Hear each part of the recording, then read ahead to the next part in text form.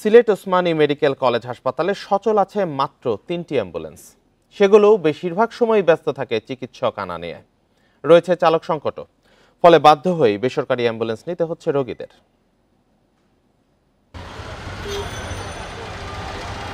সিলেট বিভাগের 4 জেলার মানুষের চিকিৎসার ভরসা ওসমানী মেডিকেল কলেজ হাসপাতাল।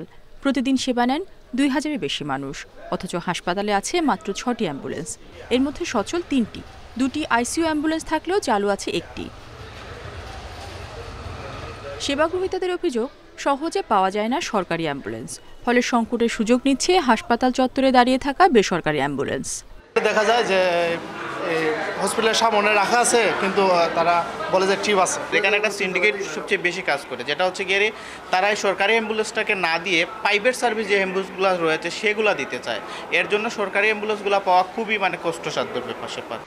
হাসপাতালে পরিবহন শাখার প্রধান বলছেন, 3টি অ্যাম্বুলেন্স সচল থাকলেও চিকিৎসক আনা নেওয়ায় ব্যস্ত থাকতে হচ্ছে। এছাড়াও রয়েছে চালক সংকট। ডাইরেক্টর স্যার এখানে একজন কন্টিনিউ ডিউটি করে, থাকি আমরা 5 জনের মধ্যে 60 মধ্যে একজন হাসপাতালের কাজের জন্য সবসময় স্ট্যান্ড বাই থাকতে হয়। তাকে আমরা ড্রাইভার 2-3 জন, এই 3 জনে আমরা যা পারি আর কি করতেছি। অ্যাম্বুলেন্সের সংখ্যা বাড়াতে চাহিদাপত্র মন্ত্রণালয়ে পাঠানো হয়েছে বলে জানিয়েছে হাসপাতাল কর্তৃপক্ষ।